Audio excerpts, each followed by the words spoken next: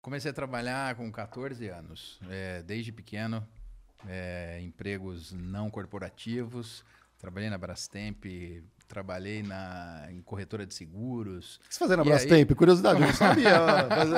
Você Coisa soldava a das geladeira. antigas, das antigas. Era um consórcio, né? Você lembra que você comprava geladeira? Sim. Era assim, cara, lá Por atrás, consórcio. de moleque pequeno, Que louco, para ajudar cara. em casa, e assim foi indo. Aí, uma corretora de seguros da Itaú, até que eu fiz um colégio técnico de eletrônica em São José dos Campos, chamado ETEP.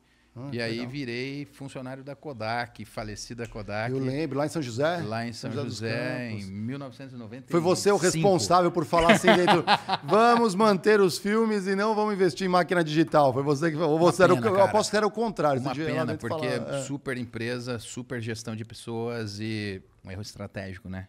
É um case interessante para ser discutido. E aquilo foi uma experiência interessante, porque eu vivi Kodak, uma multinacional que na época treinava muitos funcionários. Eu fiquei 6 meses sendo treinado em São Paulo para depois começar a trabalhar. E aí foi indo. A empresa sofreu um spin-off, eram equipamentos gráficos. E aí a gente foi, virou uma outra marca, Como que chamava? essa marca? Danca. Não lembro. Ela era patrocinadora da Fórmula 1, todo aquele glamour de um novo negócio com capital. E foi indo, eu vivi, acho que 8 anos dentro desse grupo, né? E entrei como estagiário e saí como gerente de operações, cuidei de fábrica, cuidei de logística, e assim foi. Foi ali o namoro com operações ali, Foi começou ali. Foi o namoro ali.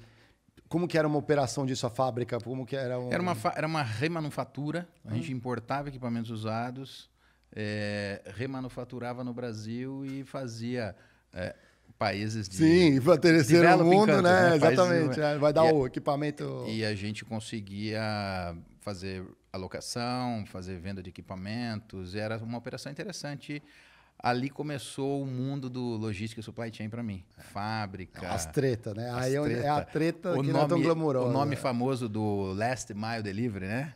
Era uma equipe de motoboys que entregavam peças para os técnicos fazerem manutenção nos equipamentos de cliente. Interessante. E aí, tem um tempinho atrás, né, Mário? Pô, mas não, interessante, os modelos já existiam, né? Já. Porque você tinha que Só ser muda muito de rápido. nome, Mário. É, Só muda de nome. só cara. muda de Só nome. muda de nome. Dali você foi Embraer, se não me engano, não? E dali, assim, né?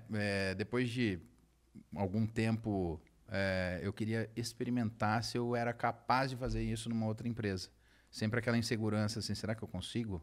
Será que está sólido o conhecimento, a habilidade, né? Sim.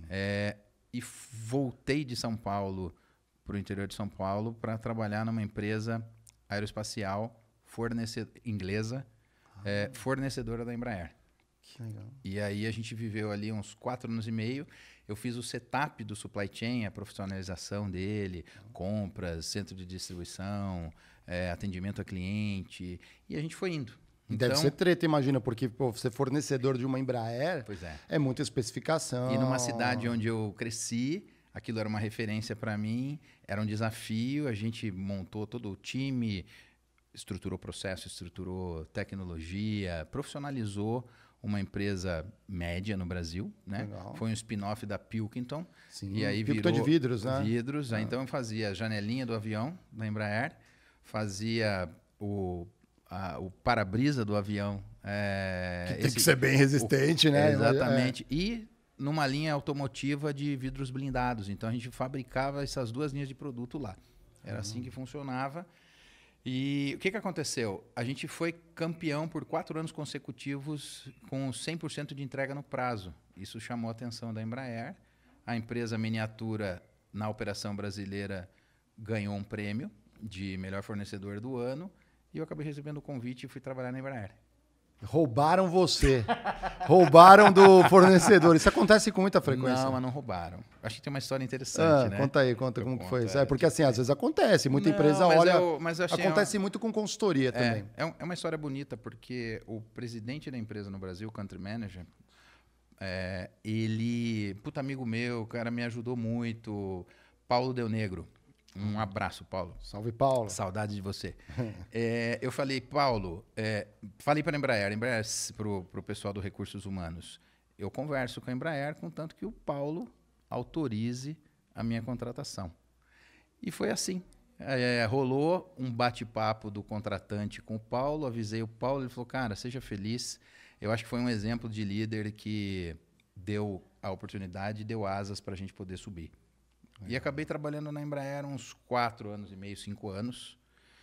Ali eu conheci o que é Global, gestão de fornecedores em vários diferentes países. Quantos fornecedores tem Embraer? Assim, milhares, né? Cara, muito. Mas era material produtivo, né? Estruturas metálicas, interior, dividido por segmento. É uma escola, devo muito à Embraer, aprendi muito lá dentro. Lá.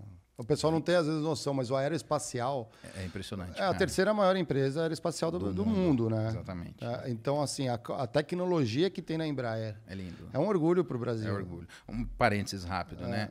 Uma ocasião que eu fui visitar fornecedores no Canadá, que é onde mora o principal concorrente, Bombardier.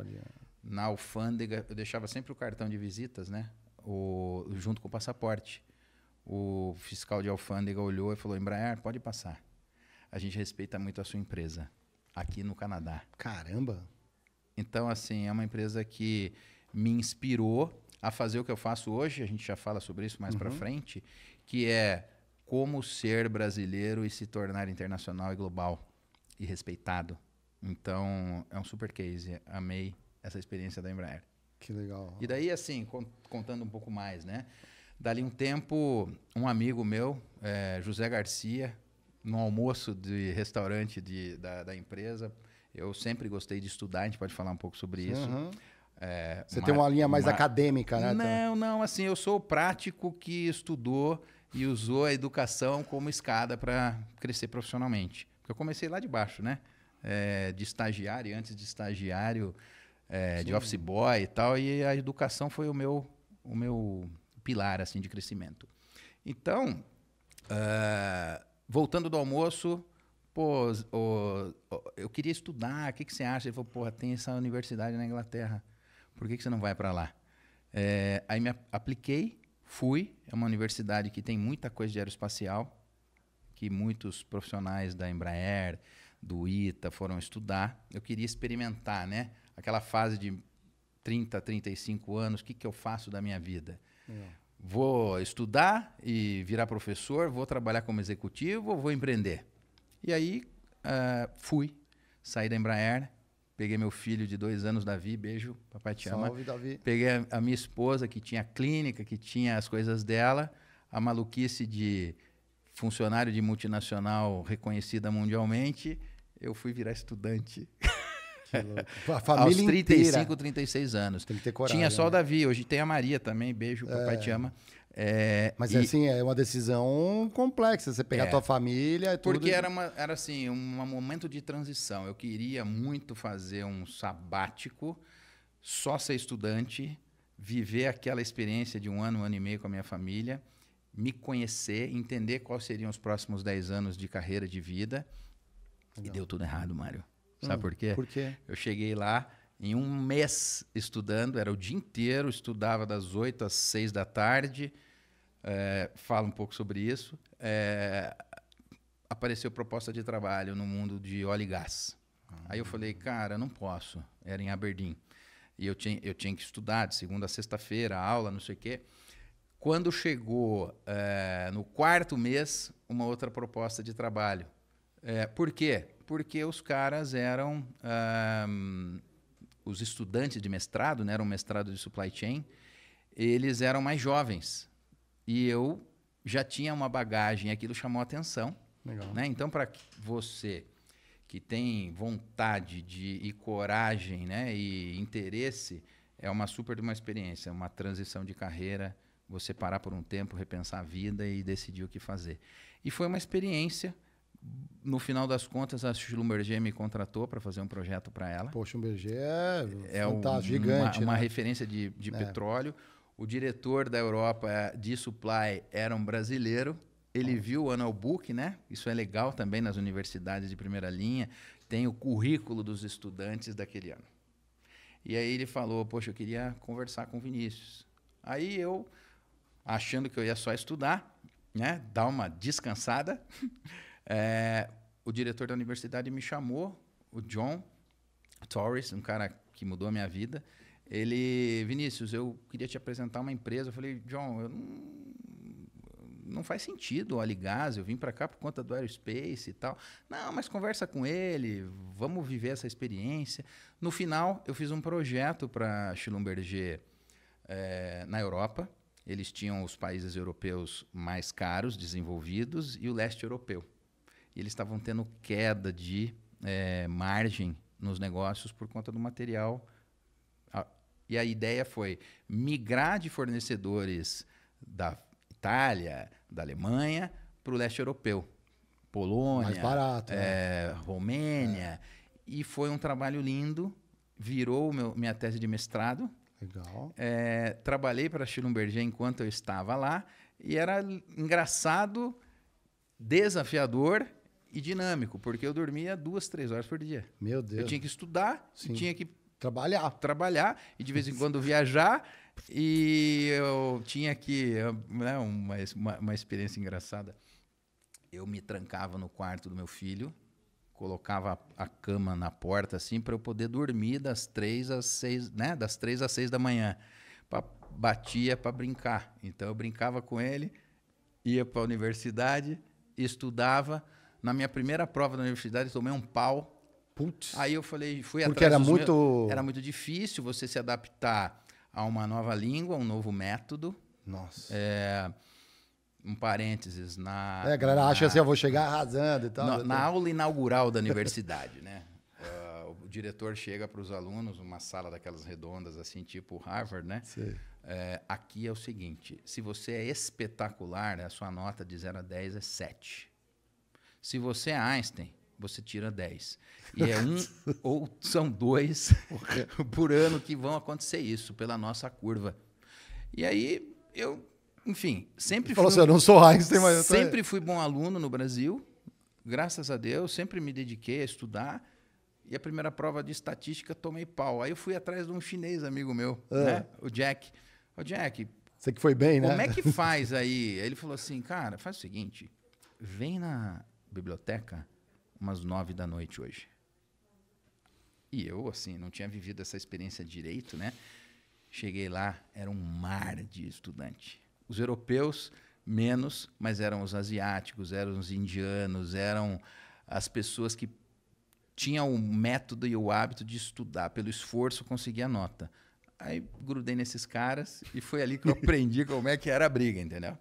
E foi uma super experiência, porque a gente tinha que fazer uma espécie de um artigo toda semana.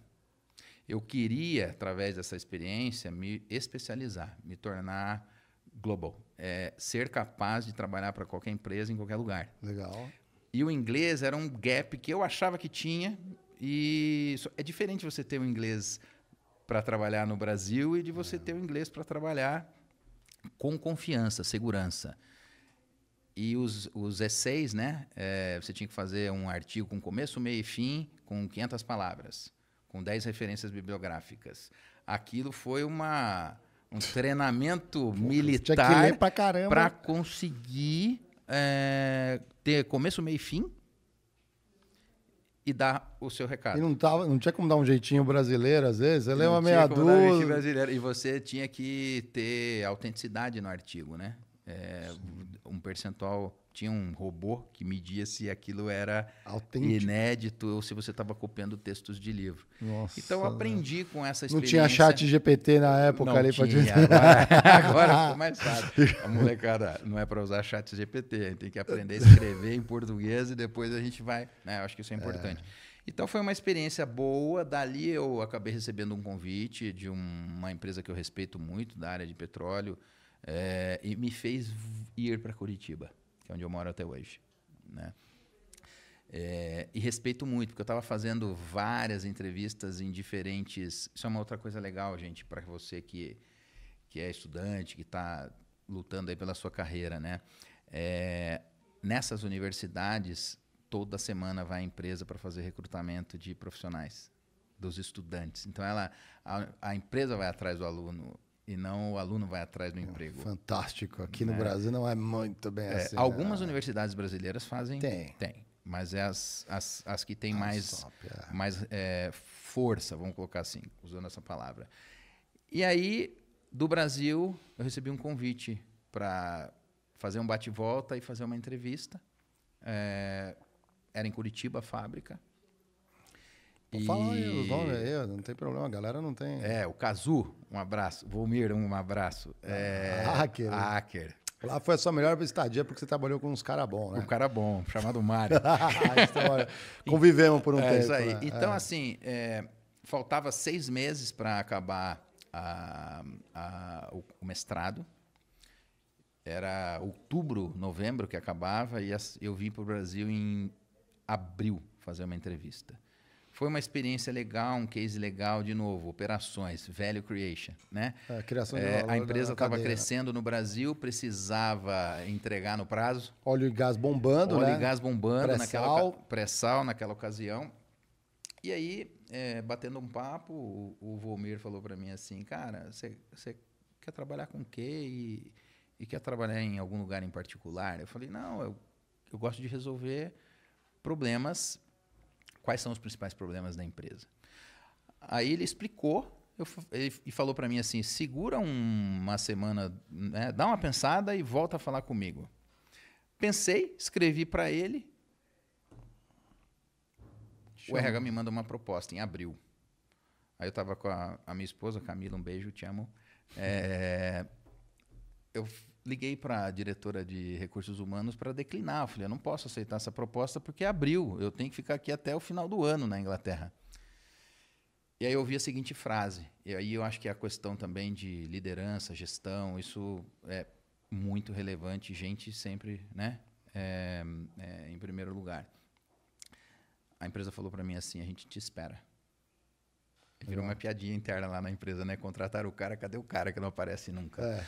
E eu tive a oportunidade e eu parei de procurar emprego, porque eu acho que essa questão de valores, princípios, né, Mário? A gente falou um pouco disso hoje aqui, antes de começar o programa, que é combinado, está combinado, vamos viver essa experiência. E foi indo, cara. Foi indo, a gente tinha um time incrível, de caras bem interessantes, né? Um deles era o Mário. A gente, poxa, viveu poucas e boas. Uma parceria legal lá, né? Vivemos poucas e boas. A empresa, quando eu cheguei, ela entregava 40% no prazo para os clientes, era um caos. Eu lembro.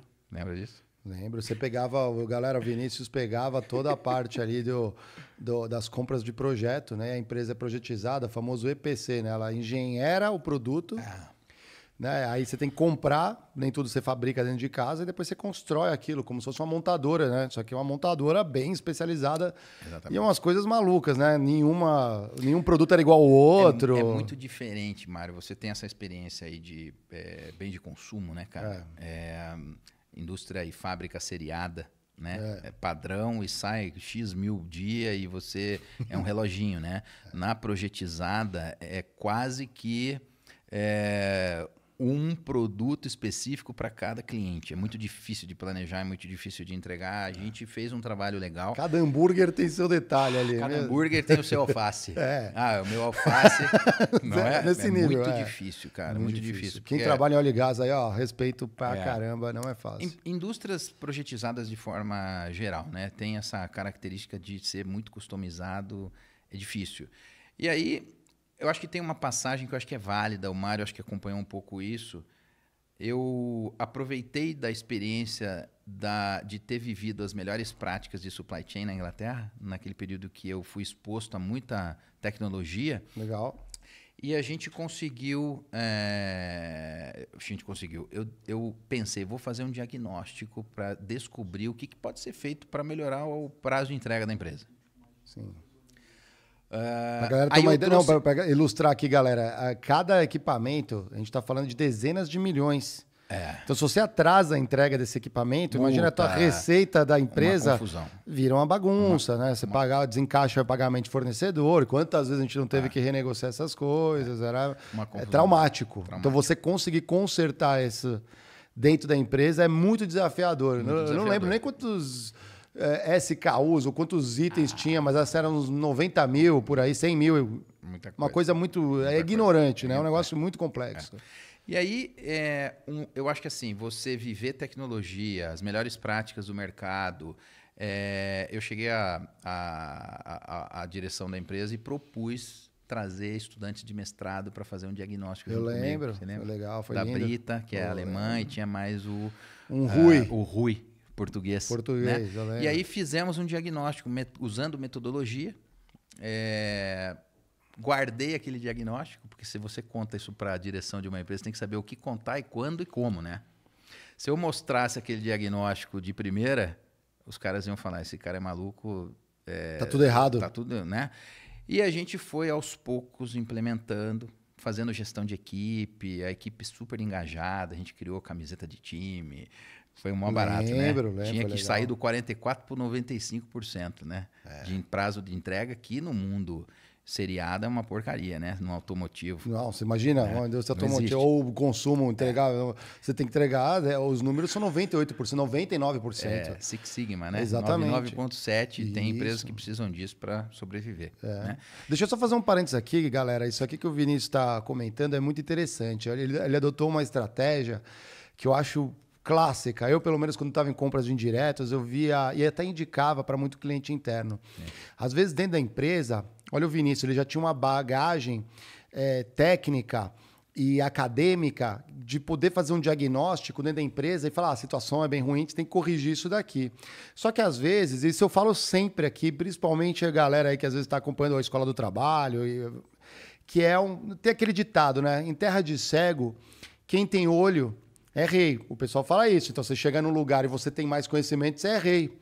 Mas no mundo corporativo nem sempre é assim. Eu, por exemplo, naquela empresa eu tinha vindo de bens de consumo, eu falava umas coisas que o pessoal nem ligava, não entendia.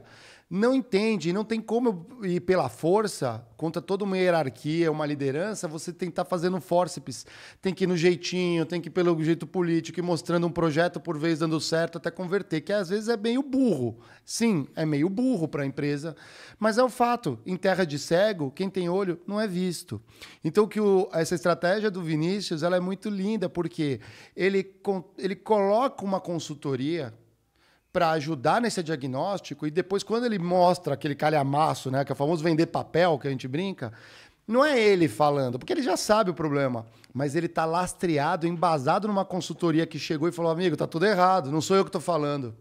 Então, assim, você ganha meio que uma carta branca para falar, vocês são tudo burro, tá fazendo tudo errado, é muito complexo, e o jeito de corrigir está aqui, ó. Quem está dizendo não sou eu. É uma consultoria, são pessoas especializadas. Mas eu falo isso aqui para a galera entender, mas é isso. Né? Mas eu acho que o legal é assim, né? Existem as consultorias e existem as universidades que promovem a educação de ciência aplicada para os estudantes de mestrado, de doutorado. A gente fez o famoso baixo custo, com uma marca inglesa importante, com estudantes que tiveram, né, europeus que tiveram a oportunidade de vir ao Brasil. Não precisa contratar uma Accenture.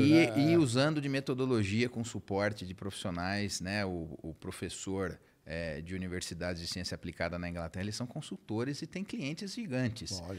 Então, uma forma de se fazer diagnóstico barato é através de centros de universidades que sabem fazer negócio. E no Brasil, as empresas fazem muito pouco. Fazem pouco. Não usam a universidade como incubadora ou uma base. A base de tecnologia. Exato. E metodologia, né? Então, no final das contas, assim, tem o diagnóstico, mas sem o engajamento da equipe, sem o engajamento dos pares, sem o engajamento da alta liderança, nada acontece. Então, tem todo um trabalho de engajamento que precisou acontecer ali. A coisa foi, os resultados aconteceram. Fui bastante feliz dentro daquela experiência. Mas a gente vive de crises, né? No mundo e no Brasil. Então, mais uma crise chegou. Não me lembro exatamente o ano que foi isso. No petróleo, baixou muito o preço do petróleo, inviabiliza projetos. E a gente teve que fazer muita coisa de VAVE, né? De engenharia de valor para reduzir peso, para reduzir preço. E isso foi uma chave que também, mais uma delas, né? que mudou a minha vida, a minha perspectiva, porque eu estava, acho que coisa de uns 2 anos trabalhando na empresa, veio aquela crise, a pergunta era... Pergunta não, a encomenda de cliente, né? Grande, operador de petróleo. Nós queremos um equipamento na metade do preço, na metade do peso. Reinaldo, amigo, um abraço para você. Engenharia lá. Engenharia, o Barba. Tudo bem, Barba? O Barba, cara, a gente de supply com engenharia começou a desenvolver como resolver, Até eu entrei na dança, porque comprava com óleo, aqueles arame para soldar interno. Aí tem uma coisa legal, eu lembro, o Vinícius usou um truque muito legal. Eu estava numa reunião que foi muito chave nessa época, a gente era par lá, né? E o Vinícius fez uma coisa que eu achei espetaculosa, assim. Eu não me lembro. E tem que ter muita coragem, mas eu sei. Por exemplo, você falou, tinha que... Para o equipamento ficar mais barato, você precisa de menos componentes ou componentes melhores. Sim. E eu lembro que você conseguiu, de alguma forma, acho que pegou na estrada, porque esses equipamentos, para ser transportados, né, eles passam na estrada e tudo mais, você conseguiu fotografar um concorrente. E aí você botou 2 fotos, uma do lado da outra. O produto da empresa, né, que a gente trabalhava, e o do concorrente. O nosso parecia um Hulk, de tão grande, robusto, pesado. Assim, um negócio assim, espalhafatoso. O do concorrente parecia um grilo. Frágil, assim, mas óbvio, funcionava. Mas você fala assim, eu não tenho como. Eu não tenho como. A gente não precisa botar muito esforço aqui. Só no peso do metal, do aço que está aqui dentro, eu já perco na saída. Não tem. Se não tiver uma reengenharia do produto, eu não tenho como fazer isso aqui ser a metade.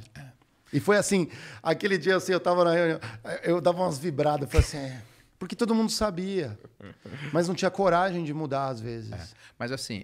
Foi chocante, tá? O final, no final do dia, assim, você criar pacto, uma causa e ir atrás desse resultado. E na crise a gente cresce, né? E acabou acontecendo, eu transformei isso num outro desafio de vida, decidi... fazer doutorado na mesma universidade. Gostou de estudar, hein? Não, eu usava aquilo como uma oportunidade, a preocupação do plano B, será que eu vou ter o que fazer? Porra. Esse trauma foi superado, a gente chega lá. E no final das contas, eu fui estudar como desenvolver produto com menor custo para ajudar a resolver o problema da empresa. Isso acabou virando a tese do doutorado que eu venho puxando ele até então e acabou ajudando a empresa.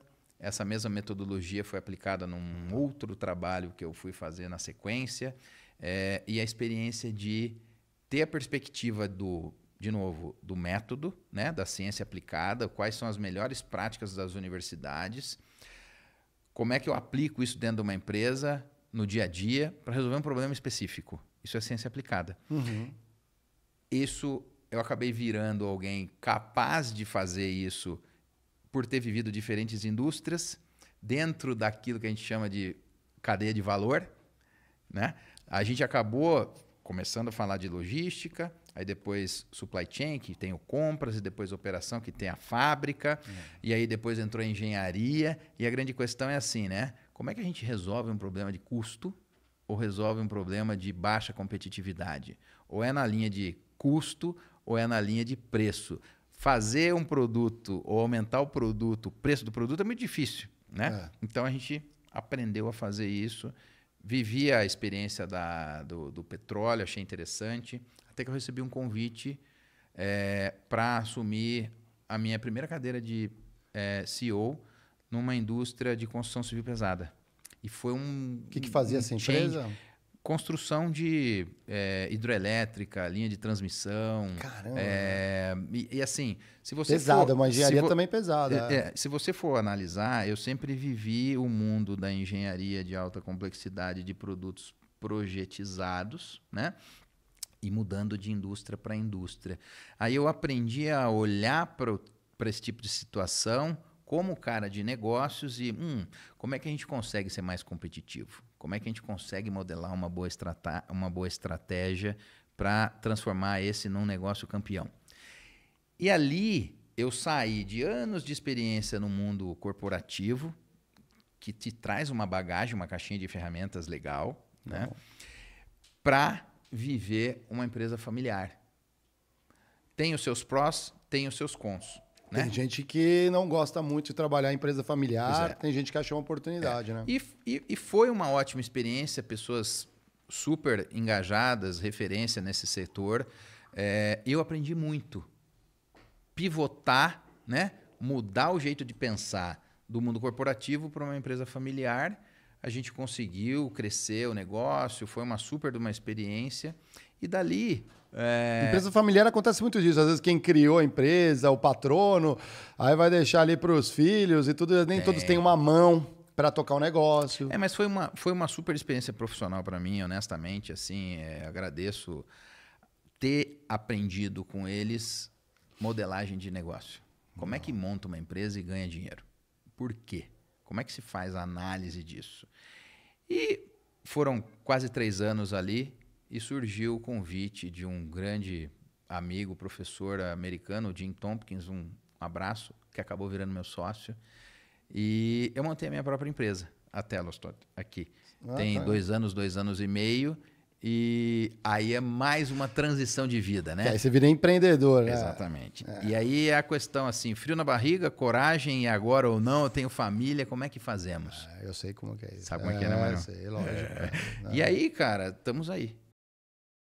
E aí, curtiu esse corte? Então comenta aí, o que foi de tão incrível pra você?